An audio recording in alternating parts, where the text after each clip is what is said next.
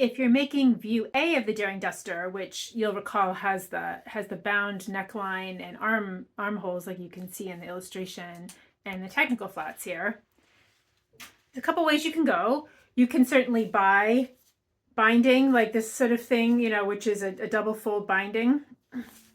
Don't let anybody tell you otherwise. This kind of stuff is fine to use, and it's already pressed, so you just can, you know, see it's already all pressed, and then it's folded like this, and you can just slip that onto your armholes and your neckline and be done.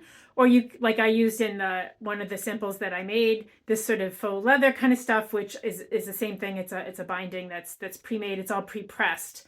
You can't open it, but it has I don't know if you can really see in the back here, but it's got a crease line like that, so you can just fold it over and sew it on. Or, of course, you can make your own bias binding, either out of the same fabric that you're making the body of your duster out of, or something else. You can feel free to mix and match.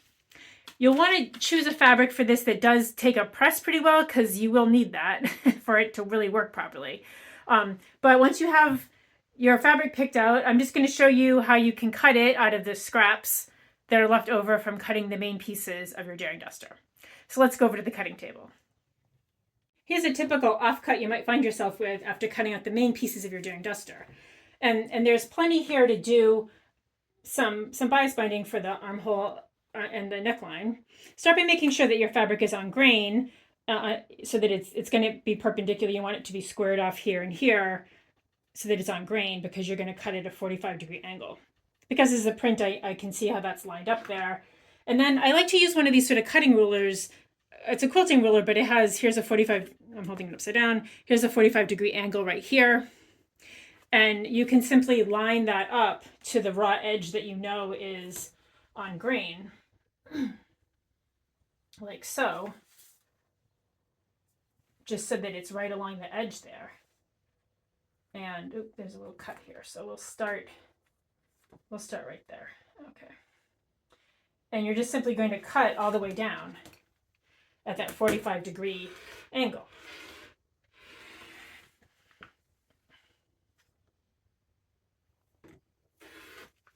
Then for this pattern, we happen to want, so you've got, you can see the angle already. I'm just gonna, I think my blade is getting dull. So let's just do a quick cleanup here so that you can see that line. Okay, there we go. See how nice and clean that is? And for this pattern, you want the binding to be about 1 5/8 inches wide, or I think that's about 4 centimeters. Let me check. 4 1/4 centimeters or so. It doesn't have to be exact, because it's not that kind of thing. But you can just kind of measure along here. You can make some little hash marks if you want, or you can use the grades on the cutting ruler itself. This one doesn't have 1/4 inch, doesn't have 1/8 of an inch lines. So I'll just do it 1 and a. Oh no, it does. So 1 5/8 is going to be right there.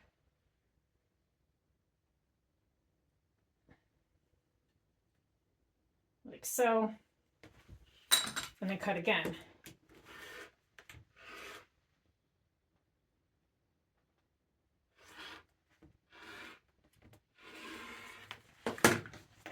And you'll end up with a nice strip. And of course you can Tetris this around to get the maximum value out of it. And if it was really important to you to have, say, a motif centered or something, in this case it's just these polka dots, I'm not going to be picky about it. But you can see that there's a fair amount of stretch in this once it's cut. And you'll need that, because when it goes around the armholes or the neckline, of course, you're going to want a little stretch so that it'll really nicely align with all those curves. So I'm going to make some more bias binding, and then I'm going to show you how to put it on the duster. Okay, here's our Daring Duster. I just finished doing the burrito yoke. I did intentionally do the contrast on the wrong side for fun, and then we're going to do the contrast like this to kind of carry it over, and then we're going to do the contrast on the cuffs. So you've got your binding here, and what you want to do is you can unfold it, and the idea is you're going to sew it on, and then you're going to turn it to the right side, and this press line is going to help you do that. So the thing about bias binding is it's stretchy, and you're going to use that stretch to your advantage.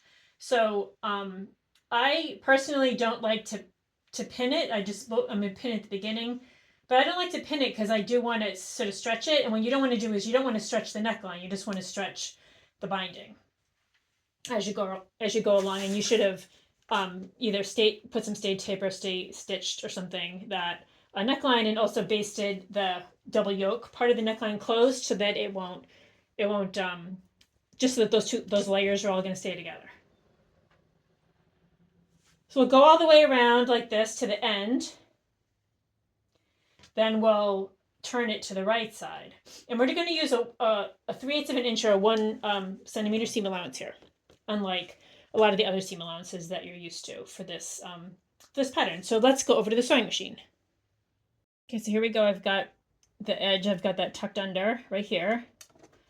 Just put on your presser foot, and we're just going to go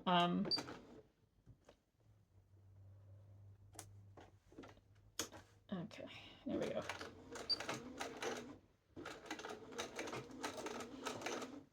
We're just going to go along here and very slightly stretch the binding as you go. And of course you want the raw edge of the binding here just to match the raw edge of the neckline of the duster.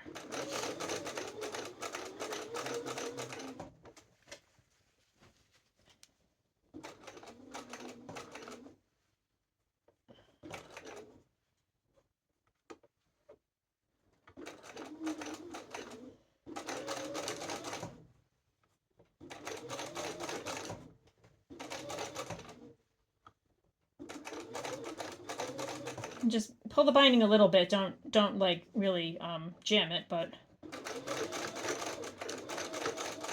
show it who's boss is what I like to say. When you get toward the end, you have a little excess here, and so what you can do is trim it off and then finish it on the inside just like you did with the other side. So I'm just going to trim a little bit here,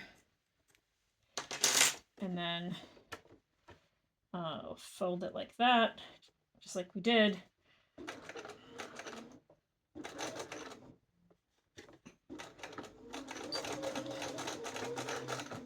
Okay. So that's bits done. And this is what it should look like. On the wrong side, on the right side, it's going to look like that. Okay, here's our binding that we've sewn on so far, and this is what it's looking like on the right side. And now we're going to work from the wrong side of the inside of the garment. And you could press this if you want, depending on your fabric. I think mine is okay to just do it with my fingers, but you've got your raw edge here, your other raw edge, and you can just fold it under a little bit and then fold it so that it wraps around the neckline, basically the raw edge of the neckline, and it lands here. It lands on the other side. You want it to go past the stitching that you sewed. So if you can see from this side, but here's the stitching, and then here's where my fold is. So, and what I'm going to do is I'm going to just stick a pin like right there, like right in what they call the ditch, right? It's right in the ditch, and you know that if you've pinned it, see, it didn't quite do it this time, so let me try again. If you pin it through here, and it goes where it's supposed to go on the inside, it'll be fine on the outside too. So you'll be able to sew along right in the ditch, and you can see you'll be able to catch it right there.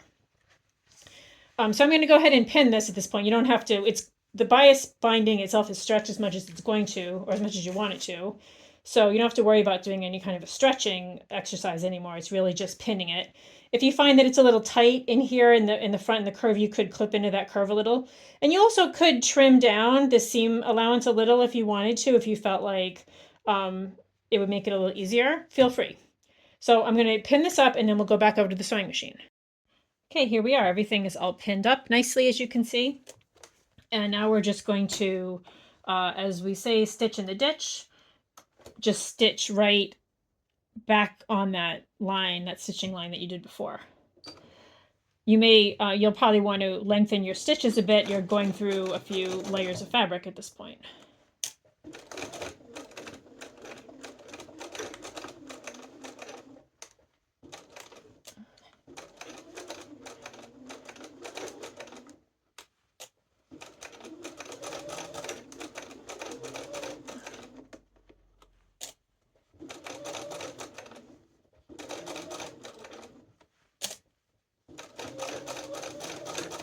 Just take your time.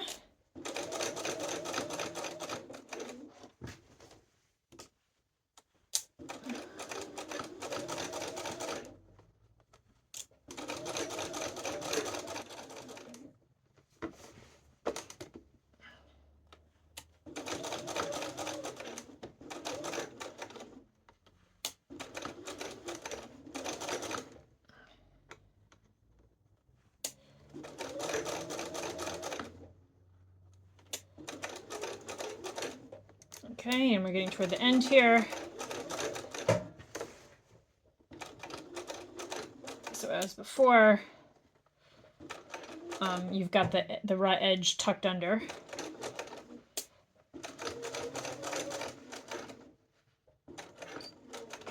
There you have it. There's our bound neckline. This is what it looks like on the wrong side. Here's what it looks like on the right side.